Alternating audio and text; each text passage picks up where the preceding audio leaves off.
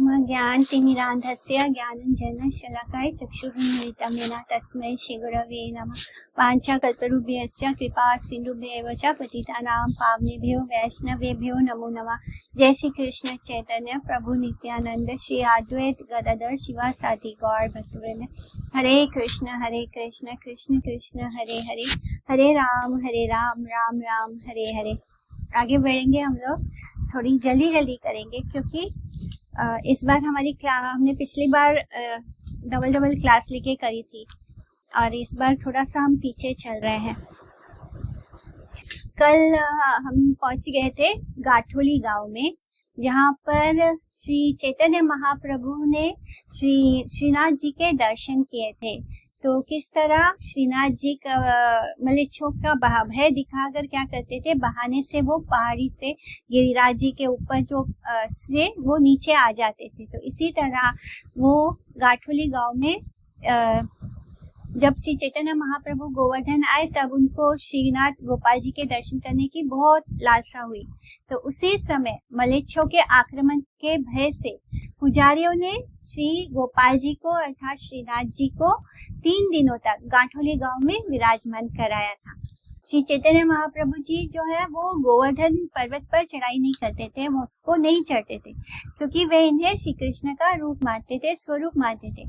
इसलिए इनके अनुगत कोई भी गौड़ीय वैष्णव श्री गोवर्धन पर्वत पर चढ़कर दर्शन नहीं करते हैं। शीला रूप गोस्वामी, सनातन गोस्वामी भी उसी प्रकार गोवर्धन के ऊपर नहीं चढ़ते थे। श्री चैतन्य महाप्रभु को जब पता चला कि गोपाल जी गाठोली गांव में पधारे हैं तो 3 दिनों तक वो यहीं पर रहे थे और उसी भाव विभोर होकर उन्हें जो प्रेम के विकार है वो लक्षण उनके अंदर प्रकाशित हो जाते थे। तो उसी भाव विभोर होकर इनकी हरे कृष्णा इनकी परिक्रमा, स्तव, स्तुति और इनके सामने नृत्य और संकीर्तन किया था। 3 दिनों तक महाप्रभु उसी गाठोली गांव में रुके थे और रोज वो परिक्रमा करते थे, उनकी स्तव स्तुति गान करते थे, नृत्य करते थे, संकीर्तन करते थे। यहाँ पर जो गुलाल कुंड है वो भी बहुत सुंदर है। गुलाल कुंड ये गाठोली गांव के पास ही राजमार्ग पर बाईं ओर स्थित है। बसंत के समय इस कुंड के जल में फाग अर्थात गुलाल का रंग मिला हुआ दिखाई देता है, माने अपने आप ही ऐसे दिखाई देता है। कहते हैं कि होली खेलने के उपरांत श्री राधा कृष्ण और गोपियों ने इस कुंड में स्नान कर अपने अंगों और वस्त्रों का गुलाल धोया था, इसलिए इसका नाम गुलाल कुंड हो गया। बेहेज ये गोवर्धन से 6 मील की दूरी पर गोवर्धन दीप राजमार्ग पर स्थित है। श्री कृष्ण के प्रति अपराधी इंद्र जो है वो बेहया बेशर्म होकर सुरभि को आगे लेकर श्री कृष्ण के निकट क्षमा प्रार्थना करने के लिए आए थे। तो इंद्र जो है वो बेशर्मों की बात ही आया, यानी उसने क्या किया, सुरभि जो गाय है उसको आगे कर दिया और खुद पीछे चल के आया। तो इस तरह वो कृष्ण के सामने प्रार्थना करने आया। तो जो बेशर्मी है उस वर्ड के ऊपर बेहेज नाम हो गया। तो बेशर्म का अर्थ ही बेहेज है। बेहोया होने के कारण इस स्थान का नाम बेहेज पड़ा। यहीं से परिक्रमा देवशीर्ष और मुनिशीर्ष होकर आगे बढ़ती है। बेहेज से पश्चिम में 2 मील की दूरी पर डीग है।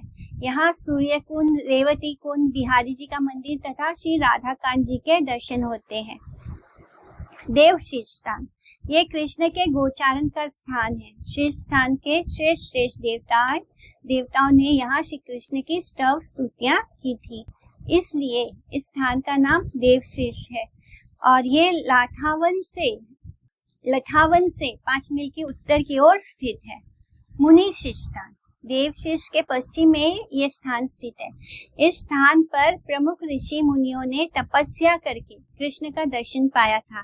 शीर्ष का अर्थ प्रमुख से है।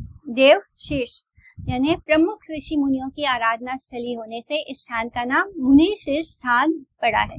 इसका वर्तमान में नाम क्या हो गया है, मुर्शेरस है।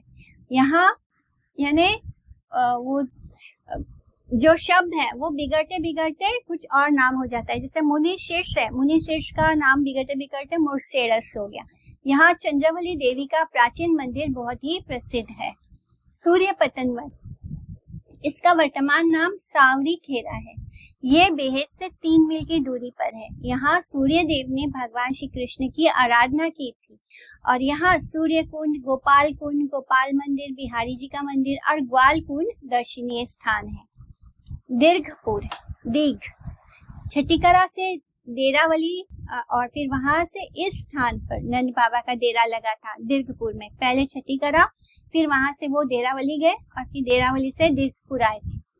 यहाँ कुछ दिन रहकर काम्यवन गए थे तथा वहां से नंदगांव पहुंचे थे। यहाँ पर श्री कृष्ण ने अपने रूप, सौंदर्य और वेणु माधुर्य से श्रीमती राधिका के धैर्य, धर्म एवं लज्जा को भी डिगा दिया था, इसलिए इसका नाम दीघ है।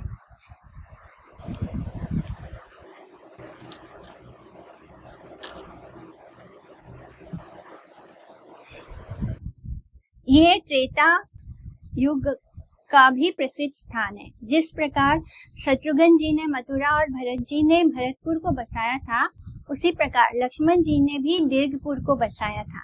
यहाँ लक्ष्मण जी का भी प्रसिद्ध मंदिर है। यहाँ कृष्ण कुंड, साक्षी गोपाल जी का मंदिर, रूप सागर आदि दर्शनीय स्थल है। यहाँ ब्रज यात्रा का पड़ाव भी है। परमादना, वर्तमान में इसका नाम है परमदीरा, यथार्थ में इसका नाम प्रमोद वन है। और यहाँ राधा कृष्ण युगल मिलकर बड़े प्रमोदित हुए थे, इसलिए इस गांव का नाम परमोदरा पड़ा। गांव के उत्तर दिशा में कृष्ण कुंड तथा पूर्व में चरण कुंड है। सेतु कंदरा, इसका वर्तमान में नाम सेऊ है। 2 पर्वतों के बीच में बसा हुआ श्री कृष्ण के गोचारण का रमणीय स्थान है। यहाँ से बद्री नारायण 1.5 मील के उत्तर में है। पर्वतों के बीच में स्थित होने के कारण इसे सेव कंदरा भी कहते हैं। ये स्थान बहुत सुंदर है। आदि बद्री, ये आदि बद्री का स्थान है। एक समय नंद आदि गोप गोपियों की बद्री नारायण जाने की अभिलाषा हुई। उनकी हार्दिक अभिलाषा जानकर श्री कृष्ण ने उन सबको साथ लेकर इस आदि बद्री का दर्शन कराया। हिमालय में स्थित बद्री विशाल भी या उद्गम स्थान आदि बद्री है। यहाँ बद्री नारायण, नर नारायण, ऋषि कुबेर, नारद ऋषि, उद्धव जी आदि का दर्शन है। नर नारायण ऋषि की तपस्या को भंग करने के लिए इंद्र ने अप्सराओं को भेजा था, किंतु नर नारायण ऋषि ने अपनी वाम जंगा से उर्वशी को प्रकट कर यहाँ इंद्र के दर्प को चूर्ण किया था। जिस प्रकार बद्री में अलकनंदा और तप्त कुंड है, उसी प्रकार यहाँ पर भी अलकनंदा और तप्त कुंड है। तो किंतु यहाँ तप्त कुंड का पानी इस समय ठंडा है। आदि बद्री से कुछ ऊपर में पर्वत पर बूढ़े बद्री भी हैं और गंधबादन पर्वत, तपोवन आदि का दिव्य दर्शन है। ये स्थान हरी भरी पर्वत मालाओं से घिरा हुआ, अत्यंत मनोरम, बहुत सुंदर, बहुत से ऋषि मुनियों ने एवं गौड़िया वैष्णवों की भी आराधना का स्थल है। यहाँ का प्राकृतिक दृश्य बद्री नारायण के सदृश्य ही है। आदि बद्री से पर्वत के नीचे ही मेव जाति के लोगों का गांव आलीपुर है। आलीपुर, यहाँ से आदि बद्री पर्वत के ऊपर चढ़ते हैं। पहले इस गांव का नाम आदि बद्री ही था, किंतु मुसलमानों ने इस गांव का नाम बदलकर अलीपुर रख दिया। हम पहले ही कह चुके हैं कि मुसलमानों ने अयोध्या का नाम फैजाबाद, वृंदावन का फकीराबाद, मथुरा का ममीनाबाद, प्रयाग का नाम इलाहाबाद बदल दिया था। उसी प्रकार यहाँ का भी नाम बदला गया। शांकर शिखर, इस धवल पर इसे धवल पर्वत भी कहते हैं। धवल अर्थात सफेद होने के कारण इसे नवनीत पर्वत, नवनीत माने मक्खन, नवनीत पर्वत भी कहा गया है। पास ही में कदम खंडी है और श्री राधा कृष्ण युगल ने यहाँ झूला झूलने आदि विविध प्रकार की क्रीड़ाएं खेल की थी। पास ही नील पर्वत और आनंदाद्री घाटी है। कोह से आगे ये सब स्थान है। पहाड़ में स्थान स्थान पर किसी स्थान से कौन सा स्थान किधर तथा कितनी दूर है, ये अंकित किया गया है। ये गौड़िया गोस्वामियों के अथक परिश्रम का सूचक है। कितने कठोर परिश्रम से इन स्थानों की महिमा को प्रकट की गई है, इसका सहज ही अनुमान किया जा सकता है। वहां पर इतने सारे पहाड़ हैं और कौन सा पहाड़ किस पहाड़ की तरफ जा रहा है, ये सब कुछ गौड़िया वैष्णव की कृपा से वहां पर अंकित किया गया है। पूरा वृंदावन ही गौड़िया वैष्णव ने ही दोबारा से प्रकाशित किया है। इंद्रौली, देवराज इंद्र अपने अपराध को दूर करने के लिए यहाँ भगवान श्री कृष्ण की आराधना की थी। ये इंदुलेखा का गांव है और इन्हीं कारणों से इसका स्थान का नाम क्या हो गया, इंद्रौली। ये इंद्रौली पड़ा है। यहाँ इंदुलेखा का कुंज, जो अष्ट सखी है राधा रानी की, उसमें एक इंदुलेखा है, तो इंदुलेखा का कुंज और इंद्र कुंड और इंद्र कूप का दर्शन होता है। गो दृष्टिवन, आजकल इस स्थान को गुहाना कहते हैं। ये परमोदरा से, जहाँ पे इसका नाम प्रमाद वन था, प्रमोद वन, तो प्रमोद से परमोदरा हो गया था, तो वहीं परमोदरा से 1 मील की दूरी पर स्थित है। ये श्री कृष्ण के गोचारण का स्थान है। कृष्ण ऊंचे टीले पर खड़े होकर यहीं से गौओं को देखते थे कि गौएं कहाँ हैं, और यहीं से उन्हें श्यामली, धावली, कालिंदी नामों से बंसी के द्वारा पुकारते थे। कृष्ण मुख से नाम नहीं पुकारते थे। जब वो बंसी बजाते थे तो उनकी बंसी से ही नाम निकलते थे गैयों का। तो किसी को जब वो बंसी बजा रहे तो जिस गैया का नाम पुकारते हैं बंसी की धुन में, वो गैया दौड़ के आ जाती थी उनके पास। तो इसी तरह यहीं से उन्हें पुकारते थे, जिससे कि वे दौड़कर उनके समीप आ जाती थी।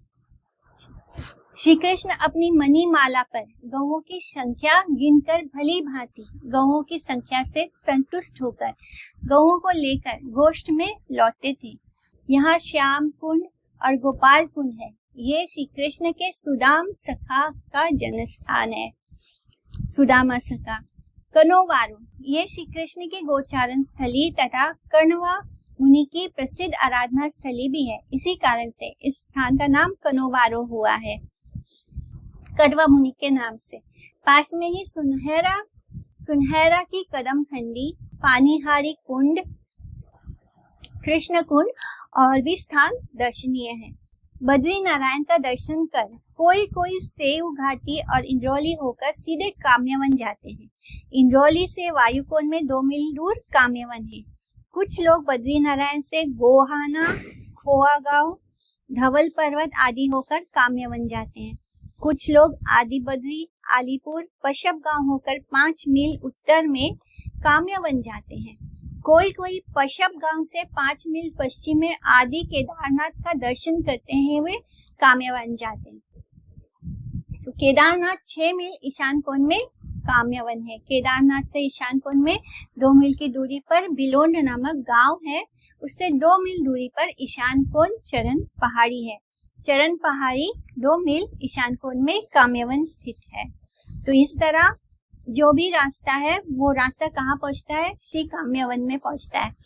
और ये जो केदारनाथ है, बद्रीनाथ है, ये एक्चुअली में वृंदावन में बहुत बिल्कुल वैसे ही है जैसे केदारनाथ और बद्रीनाथ पहाड़ों से घिरे हुए हैं।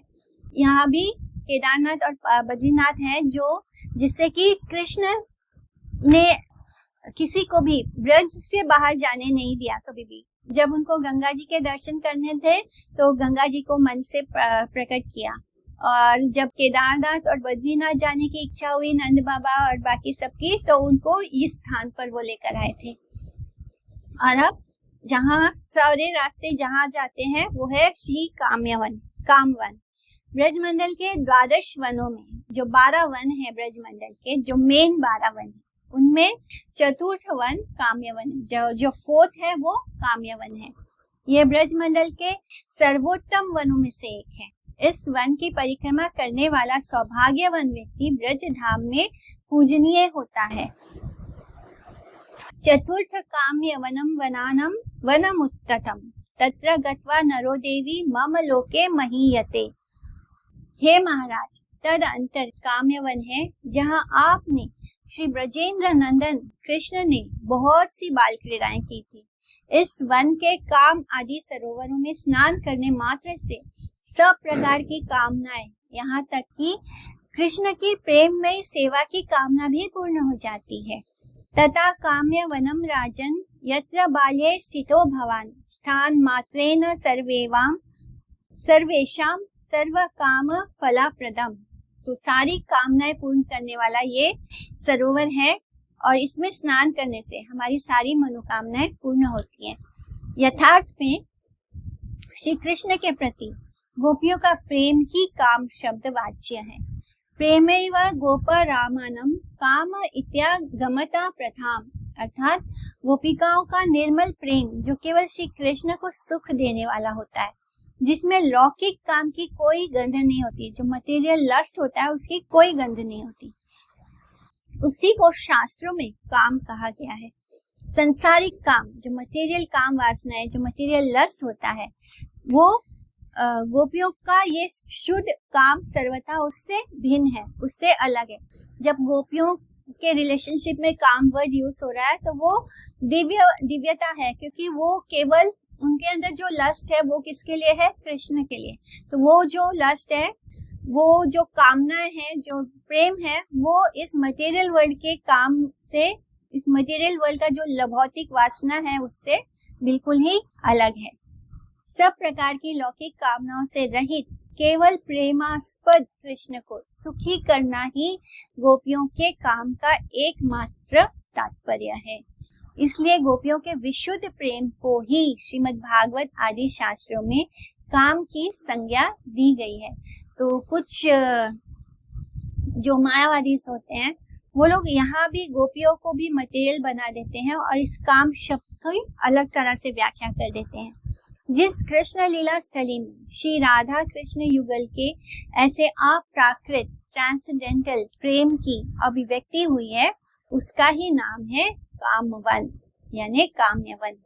जिस वन में सब प्रकार की लौकिक यानी मटेरियल कामनाओं की सिद्धि की तो क्या बात है, गोपियों के विशुद्ध प्रेम स्वरूप शुद्ध काम की भी सहज ही सिद्धि होती है, उसे कामवन कहा गया है। आपकी चाहे लौकिक या चाहे ट्रांसेंडेंटल मटेरियल इच्छाएं हो या ट्रांसेंडेंटल हो या अप्राकृत हो, दोनों ही तरह की इच्छाओं को पूर्ण करता है ये काम्यवन। काम्य शब्द का अर्थ होता है अत्यंत सुंदर, सुशोभित या रुचिर भी होता है। ब्रज मंडल का ये वन विविध प्रकार के सुरम्य सरोवरों, कूपों, कुंडों, वृक्ष, वल्लरियां, फूल, फलों से तथा विविध प्रकार के विहंगमों से अतिशय सुशोभित श्री कृष्ण की परम रमणीय विहार स्थली है, इसलिए इसे काम्यवन कहा गया है।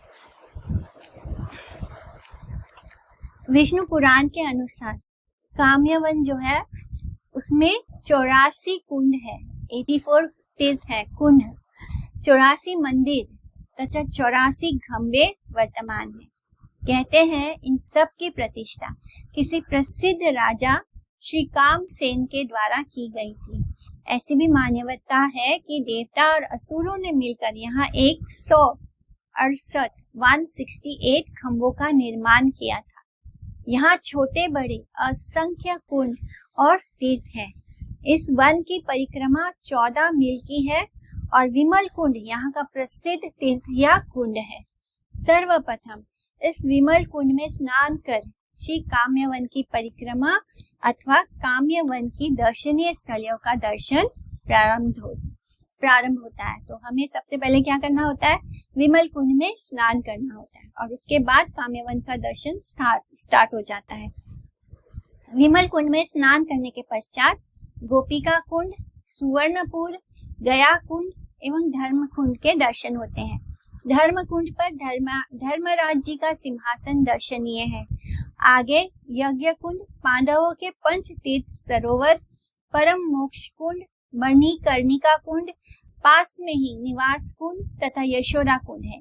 कुछ आगे बढ़ते हैं तो मनोकामना कुंड, गोपिका रमन कुंड, सेतु बंध नामेश्वर कुंड, ध्यान कुंड, तप्त कुंड, जल विहार कुंड, जल क्रीड़ा कुंड, रंगीला कुंड, छबीला कुंड, जकीला कुंड, मतीला कुंड, दतीला कुंड, पंच कुंड, घोष रानी कुंड, विवल कुंड, श्याम कुंड, गोमती कुंड, द्वारका कुंड, मान कुंड, ललिता कुंड, विशाखा कुंड, रोहिणी कुंड, मोहिनी कुंड, बलभद्र कुंड, चतुर्भुज कुंड, सुरभि कुंड, वत्स कुंड, लुकी कुंड, गोविंद कुंड, नेत्र मिछन कुंड, फिसलनी शिला, व्योमासुर की गुफा, भोजन थाली, सुमना सखी का विवाह स्थल, ललिता ग्रंथि दत्त स्थान, तद अंतर विष्णु चिन्ह, पाद पर्वत, गरुड़ तीर्थ, कपिल तीर्थ, लोहजंग ऋषि स्थान, होड़ स्थान। इसी के उत्तर में इंदुलेखा देवी स्थल, पास में ही पर्वत के ऊपर बलराम स्थल, बलराम के हल्की रेखा, उसके उत्तर भाग में कृष्ण कूप, उसी के पास दूसरा संकर्षण कुंड, अनंतर लोकेश्वर नामक ग्रह तीर्थ, वराह कुंड, सती कुंड, चंद्र सखी पुष्करणी, उसके ऊपर चंद्रशेखर शिव मूर्ति तथा श्रृंगार तीर्थ है। अनंतर पर्वत के दक्षिण में प्रभालली नामक बावड़ी भी है। उसके पश्चिम भाग में भारद्वाज ऋषि का कूप है और उसके उत्तर में संकर्षण कुंड है। उसके पूर्व भाग में कृष्ण कूप है। ये तीनों कूप, ऋषि कूप, संकर्षण कुंड और कृष्ण कूप, ये तीनों कूप पर्वत के निकट में है। पर्वत के शिखर पर, टॉप पर, पर्वत के शिखर पर भद्रेश्वर शिव मूर्ति है। अनंतर अलक्ष गरुड़ की मूर्ति है। पास में ही पिपलाद ऋषि का आश्रम है। अनंतर दीहुहली राधा पुष्करिणी और उसके पूर्व भाग में ललिता पुष्करिणी, उसके उत्तर में विशाखा पुष्करिणी, उसके पश्चिम में चंद्रावली पुष्करिणी तथा उसके दक्षिण भाग में चंद्रभागा पुष्करिणी है।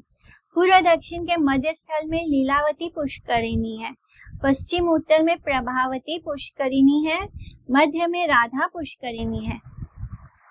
इन पुष्करणियों में 64 सखियों की पुष्करणी है और आगे कुशा स्थली है। वहाँ शंखचूड़ वध स्थल, जहाँ पे शंखचूड़ का वध किया था कृष्ण ने, वो स्थल तथा कामेश्वर महादेव के दर्शन होते हैं। वहां से उत्तर में चंद्रशेखर मूर्ति विमलेश्वर तथा वरा स्वरूप का दर्शन होता है। वहीं द्रौपदी के साथ पंच पांडवों का भी दर्शन होता है। उसके आगे बढ़ते हैं तो वृंदा देवी के साथ गोविंद जी का दर्शन होता है। श्री राधा वल्लभ, श्री गोपीनाथ, नवनीत राय, गोकुलेश्वर, श्री रामचंद्र के स्वरूप का दर्शन होता है।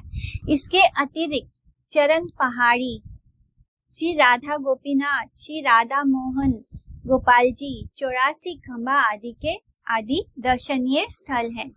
इनमें से जो प्रसिद्ध लीला स्थलियों का वर्णन हम करेंगे। जो मेन है वहां पे हम जाएंगे। विमल कुंड कामवन ग्राम से 2 फलांग दूर दक्षिण पश्चिम कोण में प्रसिद्ध विमल कुंड स्थित है।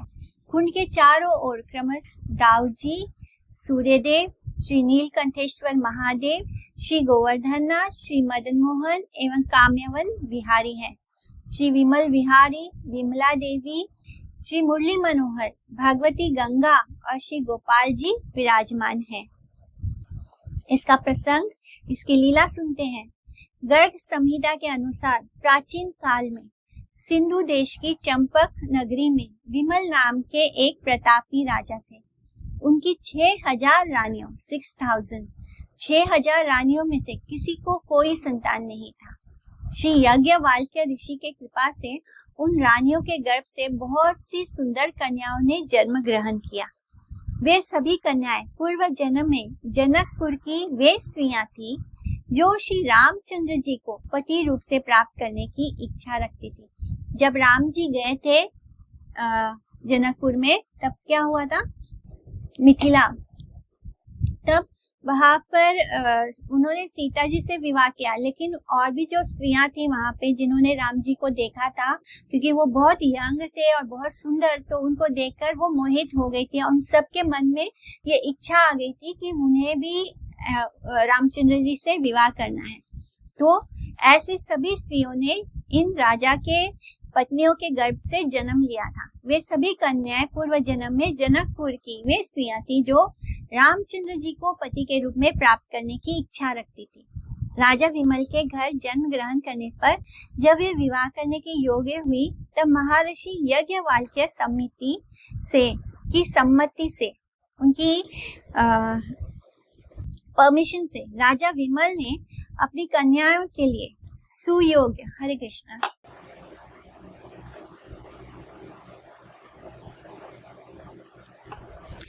तो जो याज्ञवल्क्य है उनके परमिशन लेकर उनका जो राजा है, राजा विमल, उन्होंने क्या किया, उन अपनी कन्याओं के लिए योग्य वर ढूंढने की शुरुआत करते हैं और इसके लिए वो सुयोग्य वर श्री कृष्ण को ढूंढने के लिए अपना दूध मथुरापुरी भेजते हैं और सौभाग्य से मार्ग में उस दूध की भेंट श्री भीष्म पितामह से होती है। श्री भीष्म पितामह ने उस दूध को श्री कृष्ण के दर्शन करने के लिए श्री वृंदावन भेजा।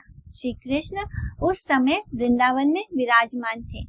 राजदूत ने वृंदावन पहुंचकर श्री कृष्ण को राजा विमल का निमंत्रण पत्र दिया, जिसमें श्री कृष्ण को चंपक नगरी में आकर राज कन्याओं का पानी ग्रहण यानी विवाह, तो पानी ग्रहण करने की प्रार्थना की गई। तो उन्होंने उन राजा ने कृष्ण से ये प्रार्थना की कि वो आकर उनके महल में उनकी बेटियों से विवाह करें। तो ये रिक्वेस्ट किया था उन्होंने उस चिट्ठी में। श्री कृष्ण महाराज विमल का निमंत्रण पाकर चंपक नगरी पहुंचे और राजकन्या को अपने साथ ब्रज मंडल इस कमनीय काम्य वन में ले आए।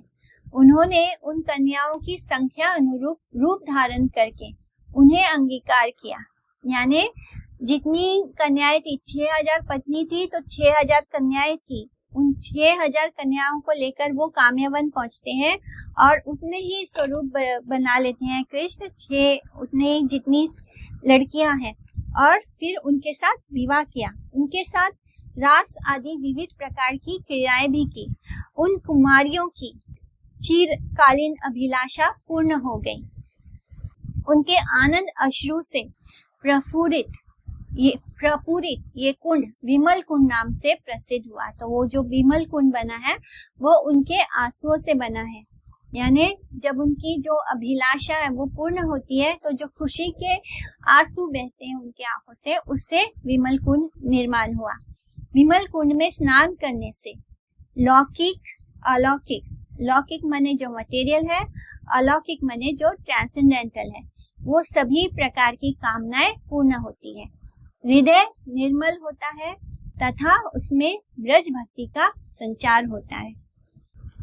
दूसरा प्रसंग ऐसा है कि जन श्रुति लोक मान्यता के अनुसार चातुर्मास में काल में विश्व के सारे तीर्थ जो हैं वो ब्रज में आगमन करते हैं।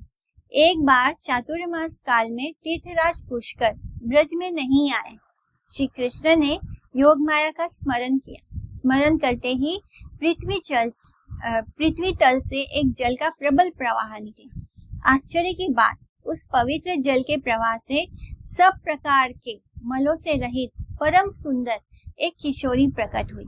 श्री कृष्ण ने उस किशोर सुंदरी के साथ जल प्रवाह में विविध प्रकार के जल विहार किया। उस किशोरी ने अपनी विशुद्ध प्रेम में सेवाओं और सौंदर्य से परम रसिक श्री कृष्ण को परितृप्त कर दिया। श्री कृष्ण ने परितृप्त होकर उस किशोरी को वरदान दिया कि आज से तुम विमला देवी के नाम से विख्यात होगी। ये कुंड तुम्हारे नाम से प्रसिद्ध होगा। इसमें स्नान करने से तीर्थराज पुष्कर में स्नान करने की अपेक्षा 7 गुना अधिक पुण्य फल प्राप्त होगा। तब से ये कुंड विमला कुंड के नाम से विख्यात है। तो पुष्कर कहाँ पर आता है? पुष्कर अजमेर से थोड़ी दूरी पर है। पुष्कर जहाँ पर इकलौता ब्रह्मा जी का मंदिर है, तो उस स्थान पर जो स्नान करने का फल होता है उसका 7 टाइम्स मल्टीप्लाई हो जाता है इस विमल कुंड में स्नान करने का फल। इस कुंड के किनारे श्री कृष्ण की भक्ति प्राप्त करने के लिए बड़े बड़े ऋषि महर्षियों ने वास किया। महर्षि दुर्वासा और पांडवों का निवास यहाँ पर प्रसिद्ध है। प्रत्येक ब्रजमंडल परिक्रमा मंडली अथवा परिक्रमा करने वाले यात्री यहाँ पर निवास करते हैं तथा यहीं से काम्यवन की परिक्रमा आरंभ करते हैं। तो पहले जैसे परिक्रमा किया जाता था तो उसमें ऐसे नहीं होता था कि सुबह परिक्रमा के लिए निकले फिर शाम को वापस जैसे हम होटल के कमरे में लौट आते हैं, इस तरह नहीं होता था। परिक्रमा कैसे होता था कि एक बार शुरू होता है तो पूरा खत्म करके ही वापस लौटते हैं, यानी फिर रास्ते में पड़ाव आता है और वहां पर रुकना होता है। इस तरह श्री विंदा देवी और श्री गोविंद देव, ये काम्यवन का सर्वाधिक प्रसिद्ध मंदिर है। यहाँ वृंदा देवी का विशेष रूप से दर्शन होता है जो ब्रजमंडल में कहीं भी अन्यत्र नहीं होता, बहुत ही दुर्लभ है। श्री श्री राधा गोविंद देव भी यहाँ विराजमान है। पास में ही श्री विष्णु सिंहासन अर्थात श्री कृष्ण का सिंहासन है। उसके निकट ही चरण कुंड है जहाँ श्री राधा और गोविंद युगल के श्री चरण कमल पखाड़े गए थे।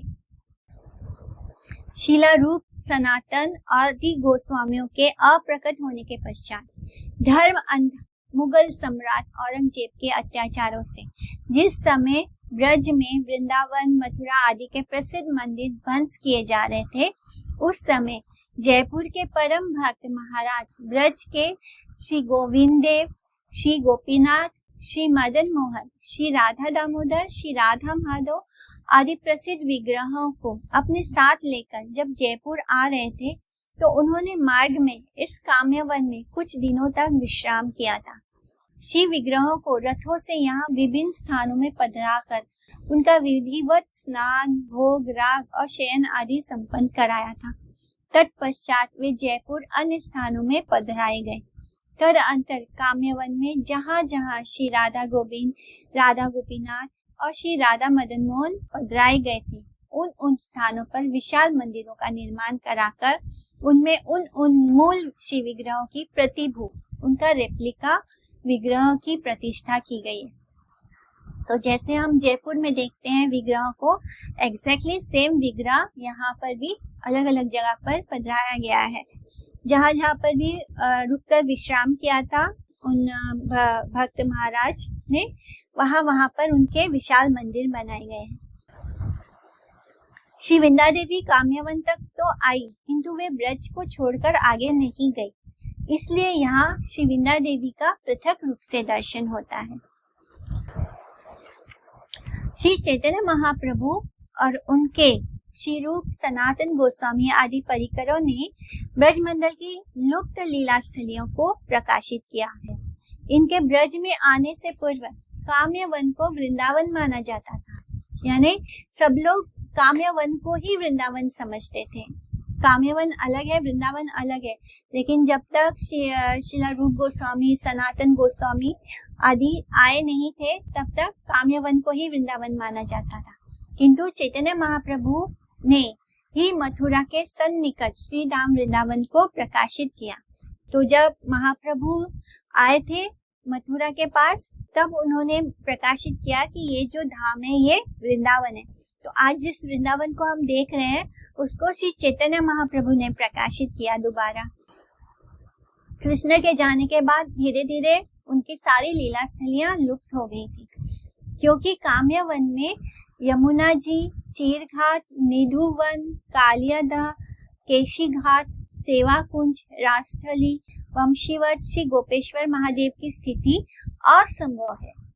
यानी ये जितने भी नाम मैंने बोले हैं ये सब वृंदावन के हैं, ये सब काम्यवन में होना इम्पॉसिबल है। इसलिए विमल कुंड, कामेश्वर महादेव, चरण पहाड़ी, सेतु बंद, रामेश्वर आदि लीला स्थलियां जहाँ विराजमान है वो अवश्य ही वृंदावन से पृथक काम्यवन होगा और वृंदा देवी का स्थान वृंदावन में ही है। तो ये सारे स्थानों के आधार पर वे वृंदावन के कुंजों की तथा उन कुंजाओं में श्री राधा कृष्ण युगल की क्रियाओं की अधिष्ठात्री देवी कौन है? वृंदा देवी। अतः अब से वे श्रीधाम वृंदावन के श्री रूप सनातन गौड़िया मठ में विराजमान है। यहाँ उनकी बड़ी ही दिव्य झांकी है। तो जो वृंदा देवी है वो अब श्री रूप सनातन गौड़िया मठ में विराजमान है। श्री गोविंद मंदिर के निकट ही गरुड़ जी, चंद्रभाषा कुंड, चंद्रशेखर महादेव जी, वाराकुंड, यज्ञ कुंड, धर्म कुंड आदि दर्शनीय है। धर्म कुंड, ये कुंड काम्यवन की पूर्व दिशा में है। यहाँ श्री नारायण धर्म के रूप में विराजमान है और पास ही में विशाखा नामक वेदी है। श्रवणा नक्षत्र बुधवार भाद्रपद कृष्ण अष्टमी में यहाँ स्नान की विशेष विधि है। और धर्म कुंड के अंतर्गत नर नारायण कुंड है। नीलवारा, पंच पांडव, हनुमान जी, पंच पांडव कुंड, पंचतीर्थ, मणिकर्णिका, विश्वेश्वर महादेव आदि दर्शनीय है। इनका प्रसंग, इनकी लीला, पांचों पांडवों ने अपने वनवास के समय इस रमणीय काम्य वन में बहुत दिनों तक वास किया था। जब उनको वनवास मिला था तब वो इसी काम्य वन में रहे थे। यहाँ निवास करते समय एक दिन महारानी द्रौपदी तथा पांडवों को प्यास लगा। गर्मी के दिन थे, आसपास के सरोवर और जल स्रोत जो थे वो सूख गए थे। बहुत तेज धूप में जो छोटे छोटे सरोवर होते हैं वो पूरी तरह सूख जाते हैं। दूर दूर तक कहीं भी उनको जल उपलब्ध नहीं हुआ। महाराज युधिष्ठिर ने अपने परम पराक्रमी भ्राता भीमसेन को एक पात्र देकर निर्मल जल लाने के लिए भेजा।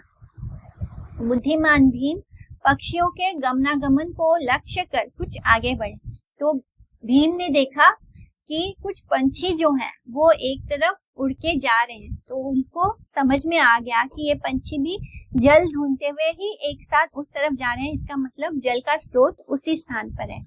तो ऐसा लक्ष्य करके वो आगे बढ़ते हैं। कुछ दूर आगे अग्रसर होने पर उन्होंने निर्मल और सुगंधित जल से भरे हुए एक सुंदर सरोवर को देखा।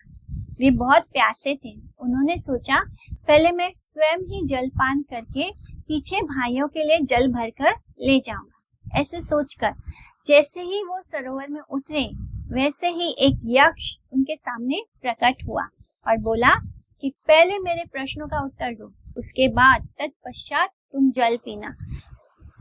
यानी तब तुम जल पीने की हिम्मत भी करना, अन्यथा मारे जाओगे।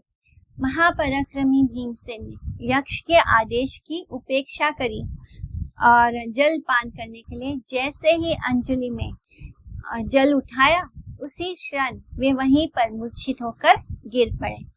तो जब हम देह से बहुत बलवान होते हैं तो हम दूसरों को अपने से कमजोर मानते हैं। तो ऐसे ही भीम ने भी किया और उनकी आदेश को उपेक्षा किया, ना मान के वो जल पीने चले गए और जल को जैसे ही हाथों में उठाया वैसे ही बेहोश होकर गिर पड़े। इधर भाइयों के साथ महाराज युधिष्ठिर भीमसेन के आने में विलंब देखकर क्रमश पहले अर्जुन को भेजा। भीम नहीं लौटा, इतने देर हो गए, भीम नहीं आया तो अर्जुन को भेजते हैं। जब अर्जुन भी नहीं लौट के आता तो नकुल को भेजते हैं। जब नकुल भी नहीं आता है तो सहदेव को भेजते हैं कि जाओ देखो क्या बात है, क्यों नहीं आ रहे, कहाँ चले गए सारे। तो सहदेव को भी पानी लाने के लिए आदेश दिया। किंतु उस सरोवर पर पहुंचकर सबकी वही गति हुई जो भीम की हुई थी। क्योंकि उन्होंने भी यक्ष के आदेश का परवाह किए बिना जल पान करने चाहा। अंत में महाराज युधिष्ठिर भी वहां पहुंचते हैं। वहां पहुंचकर अपने भाइयों को मूर्छित पड़े हुए देखा और वे बड़े चिंतित हुए। उन्होंने सोचा पहले मैं जल पी लेता हूँ, फिर भाइयों को सचेत करने की चेष्टा करता हूँ। ऐसा सोचकर वे जैसे ही